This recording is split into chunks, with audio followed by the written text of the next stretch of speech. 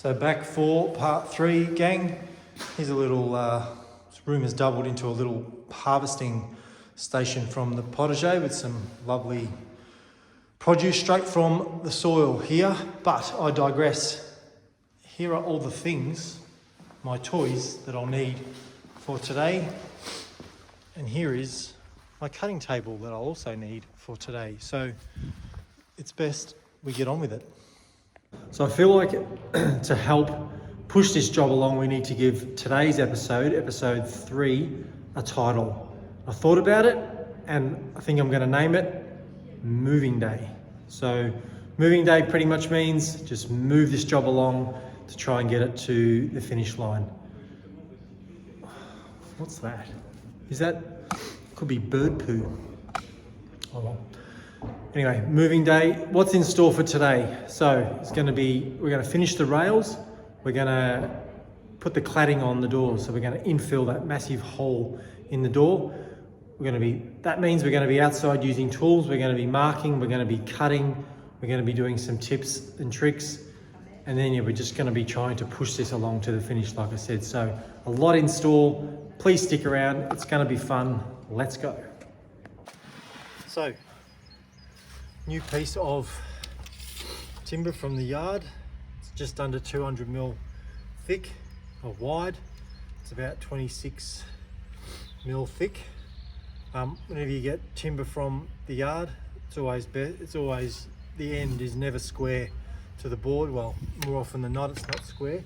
So, before making any measurement from that line, you've got to get it square. So, circular saw. And what you can do is, without having to mark a line and follow the line, you just use your eye, and the front of the saw is obviously square, and you can just line that up to the other side of the board, and you know that if you just run that straight through, you're going to have a square cut from the end of the board. So,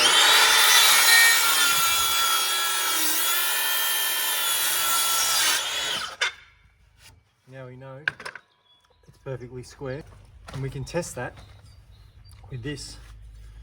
We can just put it on, and we can look at that and know that it's perfectly square. So you know this is 90 degrees, and that's it. Now we can just measure from that to what we need.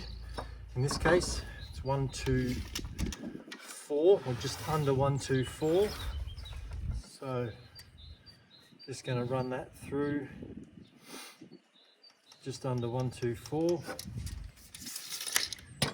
and then I can do the same thing. I can mark a line, or I can just do the same thing with this and run it through.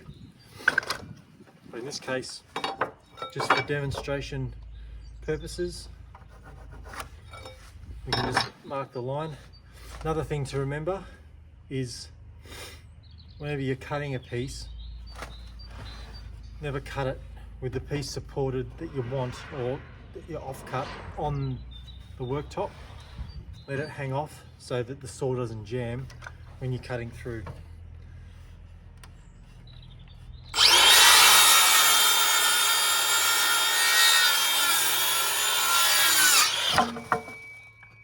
Make your cut. That's it. Now,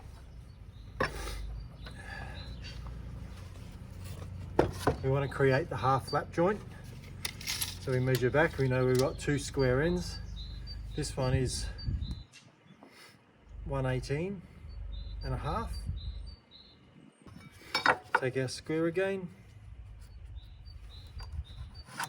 Mark our line. Now we only want half the thickness of this. So we know the thickness. It's about 26. What we have to do is run our saw through at half the thickness of the piece of wood. So we just have to adjust our saw accordingly. And then once we're adjusted, we can make our cut.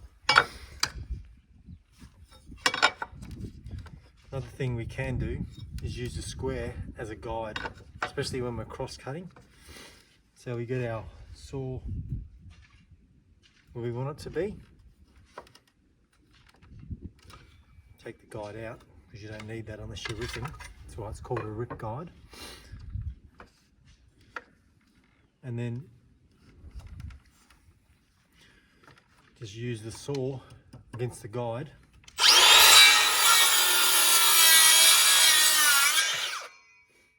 Voila. Now we have to do is take half the thickness off this, and then our lap joint will be complete.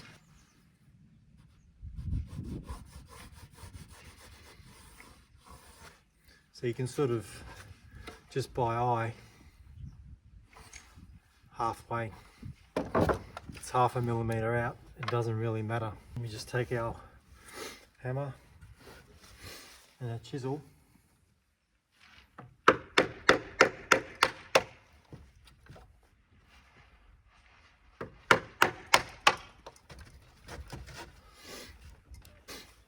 We can just run the chisel along the line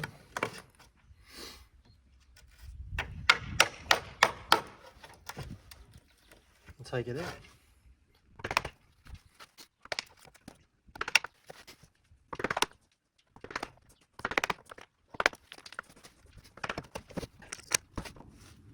And there we have it.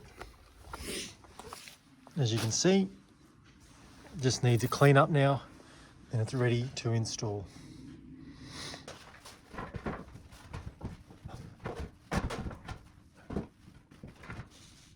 I think it's going to be okay.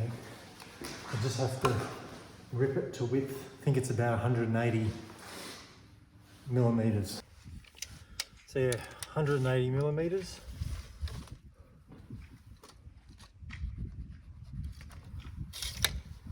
Mark 180, and then because it's so close to the end, you can kind of do this little trick where you just use the pencil in your hand and use your middle finger, your middle finger on the board because it's static, and then just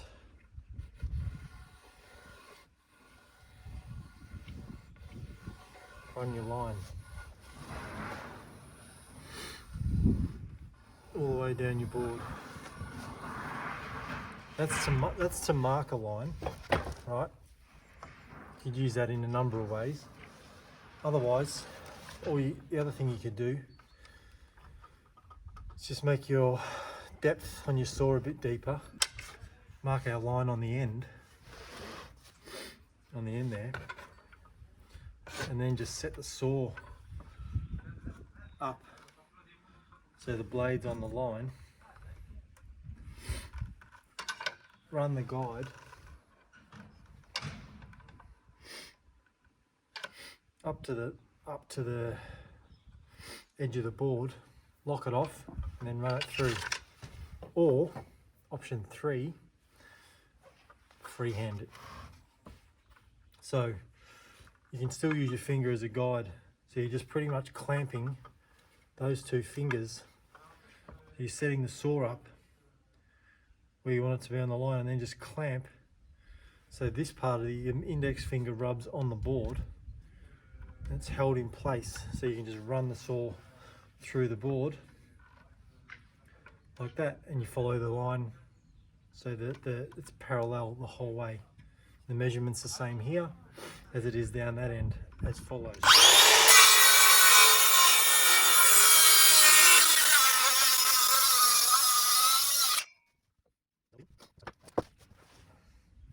And that's it. So, if you look down the board, for a freehand cut, it's pretty straight. Anyway, time to install. So the installation for this is a few holes in the very end of that bracket there. So when the board comes through, it'll be screwed in that way through the end grain of the board. And then up here, as I showed you before, it's a half flat joint. I'll just screw in, boom, boom in there. And that'll hold it at that end. And then when all of the boards are screwed through to infill all this, that'll further secure it as well. So as you can see, there's a bevel on the existing one, and this edge is square. So just to continue it through, I'm just going to cut that bevel out with a router.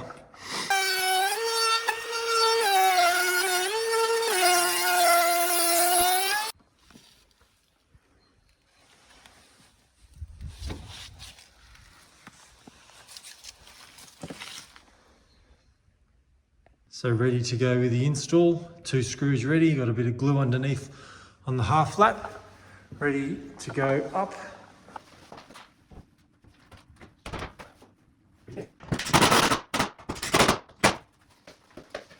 That's it. Now we just have to screw it off from the end of the hinge plate on the other side. So let's go outside and do that.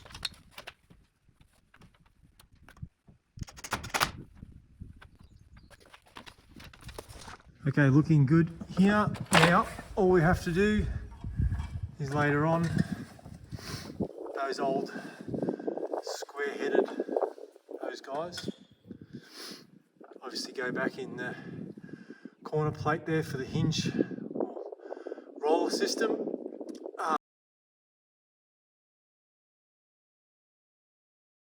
Which will further secure that in place, and then once I take that out, do the same thing, run the rail through to there, you can pretty much finish off fixing all those and all those.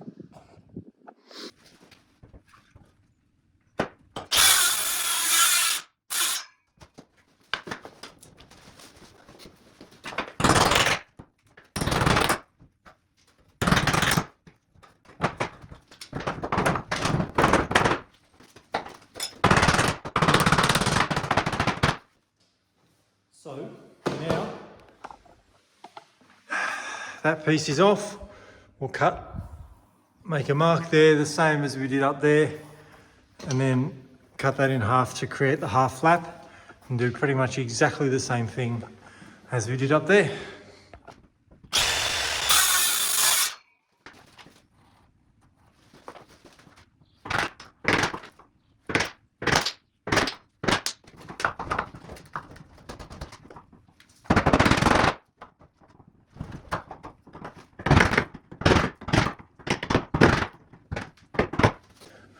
So, half lap joint cut.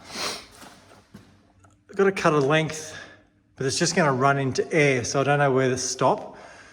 There's a number of ways you can do this. You can measure down from there with a level or a straight edge, and then measure back to it. But there's only me by myself, and I kind of need someone to hold it.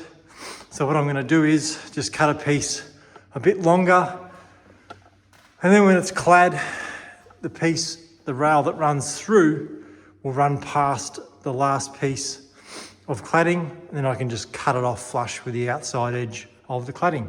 Done.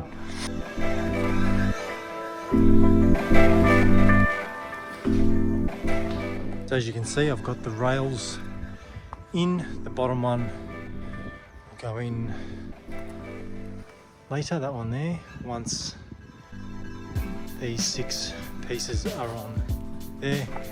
But for now, let's start infilling these gaping holes.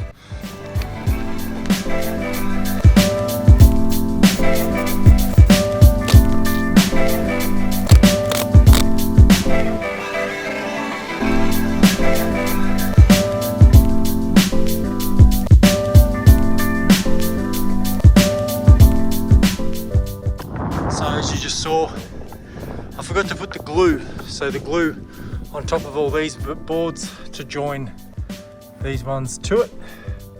Anyway, had to take those off, put them back on easy, and now this row is ready to go.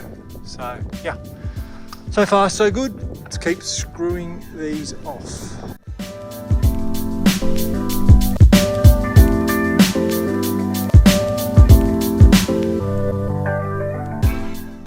So looking a little bit more like a door now. The colour mismatch is absolutely horrible, but I've got to sand back all these, which might, and obviously the cedar, which is quite weathered, and it'll sort of hopefully all blend, and then I'm going to put a protective coat over the whole lot. So now all we've got to do is add in that infill section out of the timber I bought today, tuck that up in behind that corner hinge plate, the rusty hinge plate up there, and then use those lovely square-headed bolts, these ones that I keep showing you, and manually fix all those in, and then yeah, just do the little finish offs. Important factor of getting all this right is making sure the lines line up from one board to the next as close as possible, and then once it's all sanded and filled, it should be pretty good. Oh yeah, and I've got to put that piece in underneath there. Let's have a look inside. Inside's looking a lot better too. So yeah, this room is never going to be weather tight, rain tight or anything like that, because you know, you can see on the ends there's gaping holes everywhere underneath as well. Anyway, we'll just keep on trucking, and yeah, just got to infill that now, and then we can give the whole thing a sand, cut it all back, make sure it's all flush, all the new boards are flush with the old boards where they're not at the moment, and obviously I've got to screw all these in and these in from the other side, and these and these. Anyway, for now I'm going for a cup of tea. Bye for now. And what I'm going to do now is I'm going to cut one big board to go and tuck in behind there, and then this handle. So the theory is if I chunk up that end piece where the handle is going to go, it'll be stronger, and that way the handle will be more rigid and you can pull it as hard as you need to open and close the door.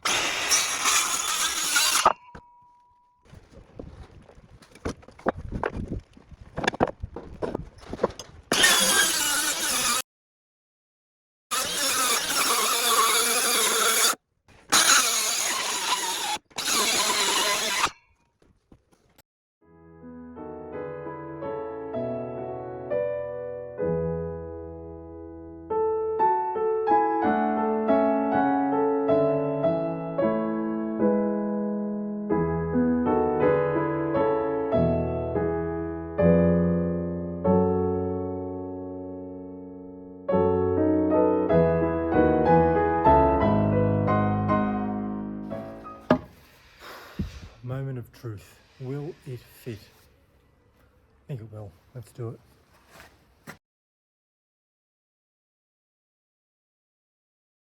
Well, well, well, wasn't that satisfying?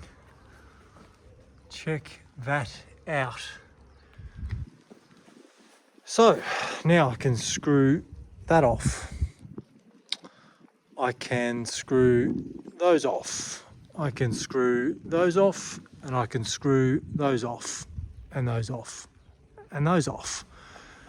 And then I can cut that off, and then just do some general finishing to the woodwork, and then we sand.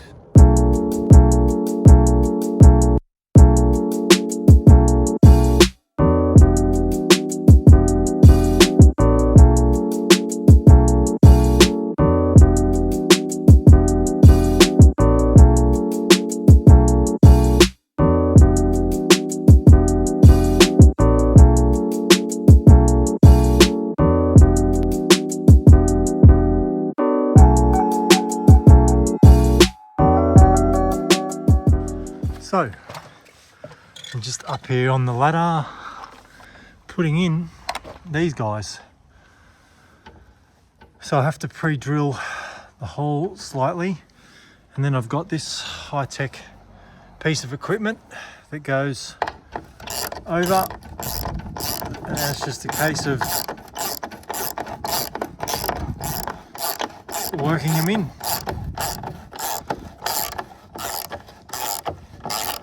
And with this, it's sort of getting close. You don't want to over tighten it too much, just so that it's sort of snug, because the reality is, as we saw earlier, these hold this from dropping down. So I want to make sure they're snug, not over tight, not stripped. Those things, I've just got one in there just to hold this flat up to the back of this, so it just kisses the back of it, and then it allows me just to get a good purchase through these holes with these little nuts. That's it. So here's where it's at, people. Pretty much done for today. I just got to put that bottom rail on to cover that in, but I've got this stupid little screw there that is annoying me. So that goes on, fixed off to finish that off. And then it's pretty much this side done. And then on the outside, got to make a capping to go down there, because I pulled the old one off because it was rotten. So do that. Cut that off and put a capping on this end too, just to try and block some weather. Fill some little holes because I didn't push that board up enough. So I had to move it up because the bottom was dragging on the ground. Otherwise everything's screwed off. I'm gonna cut this tongue off there and then caulk and put a piece of moulding so water drains off. I might fill some of these holes as well. Yeah, cut that off and then just sand the whole thing, and then I'm going to stain it. So yeah, that's for another day anyway. So anyway, I'll catch up with you soon.